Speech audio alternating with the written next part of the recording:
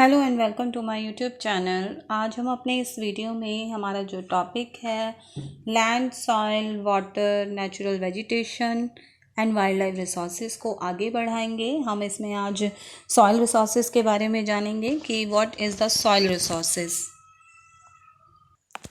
तो soil resources क्या है, जैसे कि सॉइल जो है वो हमारी अर्थ सरफेस की एक टॉप मोस्ट लेयर है और ये इसका काम है हमारी जो वेजिटेशन है उसकी ग्रोथ में हेल्प करना। और जो क्रॉप प्रोडक्शन होता है वो भी एक क्वालिटी पर डिपेंड करता है। हमारी जो सॉइल की क्वालिटी होती है, जो मिट्टी की क्वालिटी होती है, उस पर डिपेंड करती है हमारी क्रॉप प्रोडक्शन। और जो ह्यूमन है या फिर अदर एनिमल्स हैं वो डायरेक्टली या इनडायरेक्टली हम सभी सॉइल पर डिपेंड हैं अपने फूड और अदर नेसेसिटीज़ के लिए, हमारी जो बाकी की ज़रूरतें हैं। तो इस तरह से सॉइल जो है वो एक इम्पॉर्टेंट रिसोर्स है हमारे लिए। अब बारी आती है सॉइल फॉर्मेशन की कि सॉइल बनती कैसे है या फिर हाउ डू सॉइल्स फर्म। अब सॉइल जो है वो कैसे बनती है, वो उसका कुछ फॉर्मेशन का एक प्रोसेस है। ये एक लंबा और बहुत ही धीरा प्रोसेस है। ये बहुत टाइम ले जाता है। 1 सेंटीमीटर की जो थिक लेयर होती है सॉइल की, उसको बनने में बहुत साल लग जाते हैं। और जो इसका जो बनने का जो फॉर्मेशन का जो प्रोसेस है उसमें काफ़ी हवा, आंधी, पानी, डीकम्पोजिशन ऑफ ऑर्गेनिक मैटर जो होते हैं या फिर ह्यूमन एक्टिविटीज़, ह्यूज रॉक्स जो होती हैं, तो ये कॉन्टीन्यूसली जब ब्रेक डाउन होते हैं छोटे छोटे पीसेस में, तब जा कर के हमारी जो मिट्टी है वो बनती है। और इस प्रोसेस को हम विदरिंग कहते हैं, क्योंकि ये काफ़ी लंबा टाइम ले जाती है और इसमें कुछ फिज़िकल एंड केमिकल एजेंसीज भी आती हैं हमारी जो एटमॉस्फेयर की होती हैं। और जो विदर्ड रॉक्स होती हैं वो ऑर्गेनिक मैटर्स के साथ में मिल जाती हैं, एक मिट्टी बन जाती है उनकी। हालांकि जो मिट्टी है वो एक मिक्सचर है, वो rocks, minerals and organic matters का मिक्सचर है। तो ये मिट्टी अब तो ये सारा इसका जो प्रोसेस है कि किस तरह से जो मिट्टी है, जो हमारी सॉइल है, वो बनती है। अब कुछ इसके फैक्टर्स आ जाते हैं कि ये हमारी जो मिट्टी है वो किस तरह से, इसको कुछ जो फैक्टर्स इन्फ्लुएंस करते हैं उसमें आ जाता है हमारा पेरेंट मटेरियल या पेरेंट रॉक, हमारा जो relief and nature of slope होता है, या क्लाइमेट है, टोपोग्राफी, ऑर्गेनिक एक्टिविटी और एज, दैट मीन्स जो टाइम होता है। तो पेरेंट रॉक जो होता है वो डिटरमाइन करता है मिट्टी की, वो इसमें मिट्टी की colour, composition, chemical properties, permeability etcetera, इन सब चीज़ों को डिटरमाइन करता है पेरेंट रॉक। और जो टेक्सचर है सॉइल का वो भी पेरेंट रॉक पर डिपेंड करता है हमारा। और हमारा जो नेक्स्ट आता है relief and nature of slope जो होता है हमारा, वो होता है कि जो हम एक, ये बहुत ही इम्पॉर्टेंट फैक्टर आ जाता है इसका, बहुत ही हमारी जो मिट्टी के फॉर्मेशन में बहुत बड़ा एक रोल आ जाता है, इम्पॉर्टेंट रोल हो जाता है। क्योंकि जो नेचर है स्लॉप का वो डिटरमाइन करता है हमारी मिट्टी की एक्यूमुलेशन का।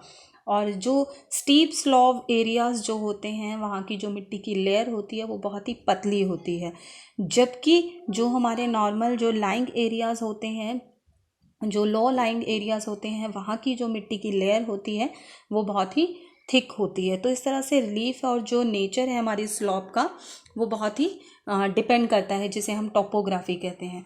नेक्स्ट आता है फ्लोरा एंड फौना। जो हमारा सॉइल फॉर्मेशन का जो रेट है, जो उसका हायर रेट है वो उन एरियाज़ में होता है जहाँ पे प्लांट्स एंड एनिमल्स होते हैं। तो ऑर्गेनिक मैटर जो है डीके एंड जो रिसाइकल्स उस न्यूट्रिएंट्स को जो रिसाइकल करते हैं, क्योंकि जो फ्लोरा एंड फौना है वो इन चीज़ों में एक तरीके से अपना रोल भी निभाते हैं। आगे नेक्स्ट आता है हमारा क्लाइमेट जो है। क्लाइमेट के लिए अगर देखें तो क्लाइमेट भी एक बहुत ही अपना इम्पॉर्टेंट फैक्टर है मिट्टी की फॉर्मेशन के लिए, क्योंकि रेन है, टेम्परेचर है, ये बहुत ही डिटरमाइन करते हैं हमारी सॉइल फॉर्मेशन को। और रेट है जो हमारी विदरिंग का, जो हमारी रॉक्स विदरिंग का, उसको बढ़ाता है, वो उसको समर, विंटर एंड रेन्स में ज़्यादा उसको बढ़ाता है। क्योंकि जब हम देखते हैं कि जो बारिश है, टेम्परेचर है, जैसे वो बढ़ता है घटता है उसके हिसाब से, और जो क्लाइमेट है किसी भी प्लेस का वो डिटरमाइन करता है सॉइल की क्वालिटी को। लास्ट में हमारा आ जाता है एज। एज जो है टाइम जिसको हम बोलते हैं, हम जानते हैं कि मिट्टी का जो फॉर्मेशन होता है वो बहुत ही स्लो एंड कॉन्टीन्यूअस प्रोसेस है। तो जैसे जैसे समय गुजरता जाता है उस मिट्टी की जो लेयर्स हैं वो उसकी जो थिकनेस है वो बढ़ती जाती है। आगे नेक्स्ट आता है हमारा इस तरह से, और सॉइल प्रोफाइल के लिए जान लेते हैं हम। सॉइल प्रोफाइल जो होता है हमारा वो किस तरह से काम करता है। ये हमारा सॉइल प्रोफाइल की पिक्चर है ये आपके लिए। सॉइल प्रोफाइल किस तरह से वर्क करता है, एक वर्टिकल सेक्शन जो होता है हमारे सॉइल का, जो हमारी सरफेस से पेरेंट रॉक तक, वो हमारा हॉरिजन में होता है, जिसे हम सॉइल प्रोफाइल कहते हैं।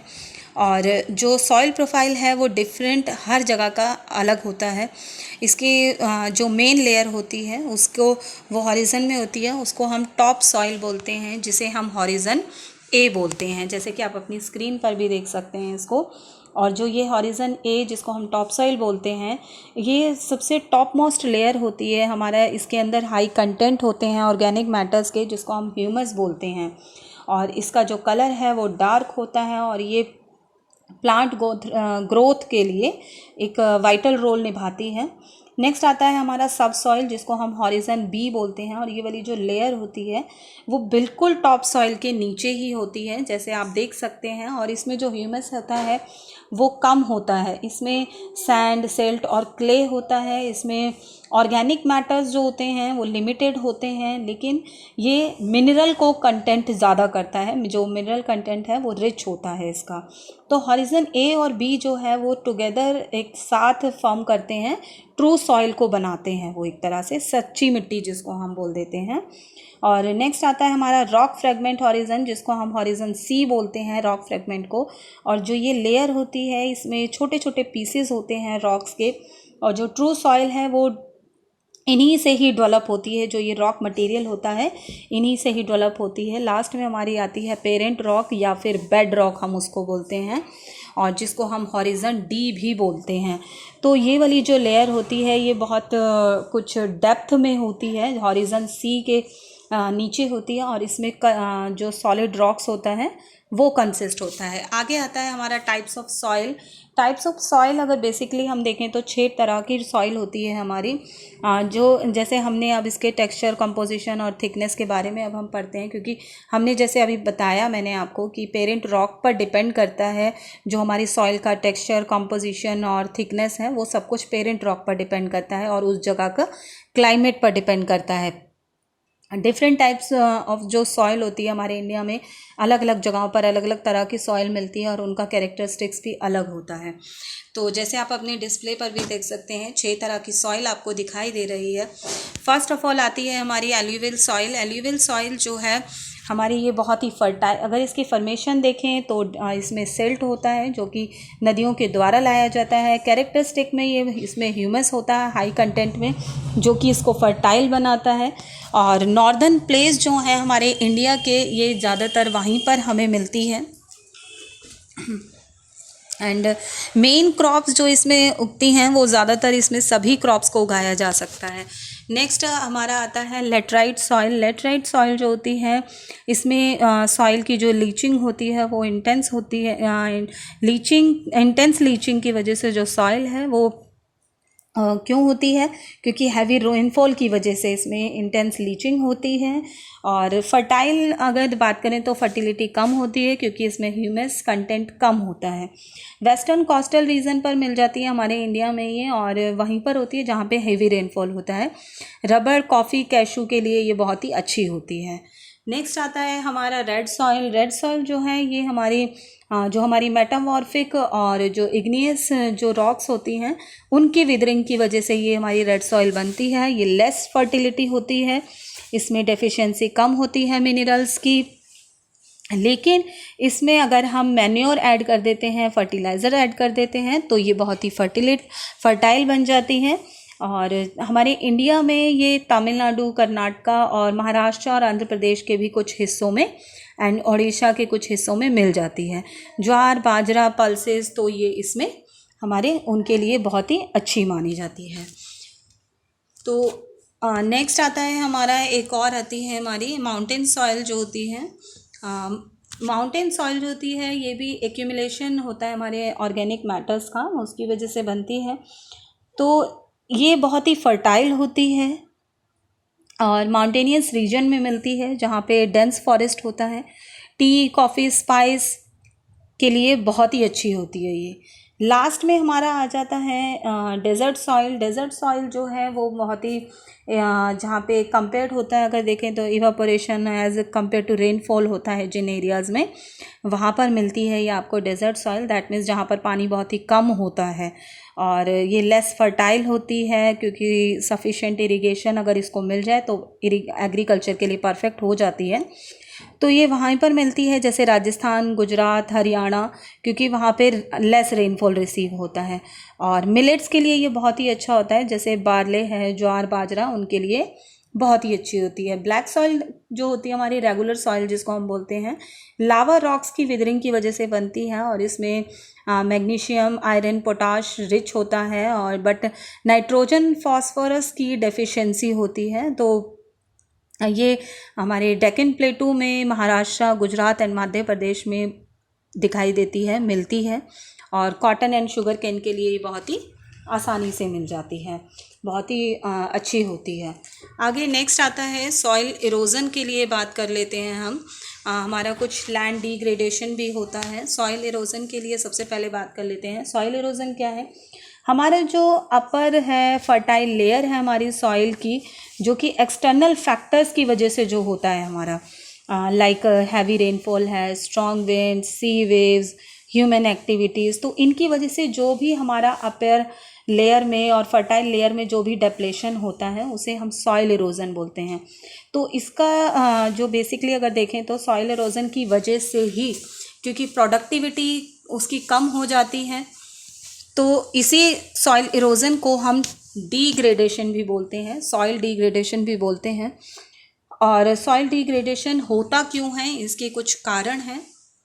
ये कुछ आपके सॉइल कंजर्वेशन की इमेजेस हैं। तो सॉइल इरोज़न और सॉइल डिग्रेडेशन के कुछ कारण हैं, जैसे ओवर ग्रेजिंग है, इम्प्रॉपर टेक्निक्स हो जाती हैं अगर एग्रीकल्चर में ढंग की टेक्निक्स को ना यूज़ किया जाए। डिफॉरेस्टेशन है, अगर ज़्यादा से ज़्यादा जब पेड़ काटे जाते हैं तो उनकी वजह से भी सॉइल डिग्रेडेशन हो जाता है। केमिकल फर्टिलाइजर्स का और पेस्टिसाइड्स का जब एक्सेसिव में यूज़ होता है, बहुत ज़्यादा यूज़ होता है, तो भी सॉइल डिग्रेडेशन हो जाता है। ह्यूमन एक्टिविटीज़ जो होती हैं, कई बार हम इंसानों की ही एक्टिविटीज़ सॉइल डिग्रेडेशन के लिए रीज़न होती हैं। और जो नेचुरल डिज़ास्टर होते हैं जैसे लैंडस्लाइड है, फ्लड है, तो उनकी वजह से भी लैंड डिग्रेडेशन होता है। आगे आता है आपका कुछ सॉइल कंजर्वेशन है। सॉइल कंजर्वेशन के लिए अगर बात करें कि what is the soil conservation, तो इसके लिए हमें सॉइल इरोजन को कम करने के लिए जो तरीके यूज़ किए जाते हैं और फर्टिलिटी को बढ़ाने के लिए जो चीज़ें तरीके अपनाए जाते हैं, दैट मीन्स सॉइल को प्रोटेक्ट करने के लिए, उसे हम सॉइल कंजर्वेशन कहते हैं। तो सॉइल कंजर्वेशन के लिए हम कुछ अपना इन तरीक़ों को अपना सकते हैं। जैसे फर्स्ट आ जाता है अफॉरेस्टेशन, दैट मीन्स ज़्यादा से ज़्यादा हमें पेड़ उगाने चाहिए। अगर हमें सॉइल इरोजन को रोकना है तो ज़्यादा से ज़्यादा पेड़ उगाने चाहिए, क्योंकि जो पेड़ों की जो रूट्स होती हैं, ट्रीज़ की जो रूट्स होती हैं, वो पानी को होल्ड करके रखती है, मिट्टी को होल्ड करके रखती है और पानी का जो बहाव है उसको भी कंट्रोल करती है। तो जैसे जैसे जो पेड़ों के जब पत्ते गिरते हैं नीचे ज़मीन पर, तो वो उसमें सॉइल में ह्यूमस को भी ऐड करती है। तो इसलिए जो अफॉरेस्टेशन होता है वो उसको सॉइल की जो डिग्रेडेशन है उसको भी प्रिवेंट करता है, उसको भी रोकता है। नेक्स्ट आ जाता है टेरेस कल्टीवेशन। हिली एरियाज़ में अगर देखें तो टेरेस और स्टेप्स कल्टीवेशन होता है। तो स्टीप स्लॉप्स पर जब क्रॉप्स को कल्टीवेट किया जाता है, फ्लैट सरफेस में इजीली हो जाता है वहाँ पर, तो जो ये स्टेप्स होते हैं ये भी सॉइल इरोजन को प्रिवेंट करने में हेल्प करते हैं। नेक्स्ट आता है हमारा एक शेल्टर बेल्ट्स होता है। शेल्टर बेल्ट्स का मतलब है जो डेजर्ट एरिया और जो कोस्टल रीजन्स हैं वहाँ पर विंड की जो स्पीड होती है उसको कंट्रोल करने के लिए जो मिट्टी होती को उड़ाती है, जैसे कि हमें पता ही है। तो अगर पेड़ों को शेल्टर बेल्ट की तरह से अगर उनको लगा दिया जाए, रो में लगा दिया जाए, तो उसमें जो स्पीड होती है विंड की वो थोड़ी कंट्रोल हो जाती है और सॉइल इरोजन भी रिड्यूस हो जाता है। काउंटर प्लॉफिंग होती है, काउंटर प्लॉफिंग जो होती है वो एक पैरेलल होता है, कर्व्स में की जाती है काउंटर प्लॉफिंग को। उसको जब जो हिली एरियाज़ होते हैं, जो स्लॉप होता है एक हिल का, वहाँ पर उसको कर्व्स में यूज़ किया जाता है, उसे हम कांटर प्लफिंग कहते हैं, जो कि एक नेचुरल बैरियर्स का काम करता है और पानी को वो ट्रैप का काम करता है, जिससे जो पानी होता है जो उसका फ्लोइंग होता है वो डाउन उसको करता है, थोड़ा सा उसको रोकता है, और उसी को हम कांटर प्लफिंग कहते हैं। कांटर बैरियर्स भी होते हैं, ऐसे ही जो स्टोन्स, ग्रास, सॉइल, इन सबको ऑब्स्ट्रक्शन का काम करता है। और हिली स्लॉप्स में काउंटर बैरियर्स का बहुत ही काम होता है, वहाँ पर होते हैं ये इन्हीं के साथ में, और ये एक ट्रेंचेस क्रिएट करते हैं जो कि वाटर को कलेक्ट करने का काम करते हैं काउंटर बैरियर्स। नेक्स्ट आता है मल्चिंग। मल्चिंग इस प्रोसेस में जो हमारा सॉइल है वो प्लांट से कवर्ड हो जाती है, प्लांट के बीच में, और एक प्रोटेक्टिव लेयर जो होती है हमारी ऑर्गेनिक मैटर की, जैसे कि स्ट्रॉ है जिसको हम मल्च कहते हैं, वो रिटेन करता है, मॉइस्चर को होल्ड करके रखता है, और जो सॉइल एरोजन है वो उसको रोकता है, उसको कम करता है। नेक्स्ट आता है रॉक डैम्स। अब जो बहुत सारे एरियाज़ होते हैं जहाँ पे रॉक्स को एक स्टैक्ड की तरह से एक साथ लगा दिया जाता है और वो पानी के फ्लो को कम करते हैं, और इसका जो काम है वो है कि गुलीज का जो क्रिएशन होता है और जो सॉइल को धोने का काम, दैट मीन्स जो मिट्टी एक तरीके से बह जाती है हमारी पानी में, उसको रोकता है वो। और अगर एग्रीकल्चर जो प्रैक्टिस है हम उसमें अगर थोड़ा सा चेंज करें, जैसे कि क्रॉप रोटेशन है या इंटर क्रॉपिंग है, तो अगर इन चीज़ों को अगर प्रैक्टिस किया जाए तो फर्टिलिटी को एनहेंस करता है ये। और ये कुछ कल्टीवेशन जो होते हैं डिफरेंट क्रॉप्स का एक ही लैंड पर अलग अलग क्रॉप्स को अगर हम बोते हैं अलग अलग टाइम में, तो ये भी एक हमारी सॉइल की जो फर्टिलिटी होती है उसको भी बढ़ाता है। और कल्टीवेशन अगर डिफरेंट क्रॉप्स का ऑल्टरनेटिव रॉ में अगर हम यूज़ करते हैं डिफरेंट टाइम में, तो ये भी एक सॉइल इरोजन को रोकता है। तो अगर हम कोई भी कंजर्वेशन के लिए अगर हम मेथड को सेलेक्ट करते हैं तो ये पहले हमें जानना ज़रूरी है कि उसकी जो असर्टेन है, जो रूट है उसकी, वो सॉइल इरोजन का किस तरीके से है, दैट मीन्स सॉइल इरोजन का क्या कारण है। तो हमें अगर सॉइल इरोजन को रोकना है तो उसके लिए हमें प्रॉपर मेथड्स को यूज़ करना पड़ेगा, और तभी हम अपने सॉइल रिसोर्स को सेव कर सकते हैं, डिस्ट्रक्शन से हम उसको सेव कर सकते हैं। तो आज की वीडियो में बस इतना ही। आगे जानने के लिए देखिए मेरा नेक्स्ट वीडियो।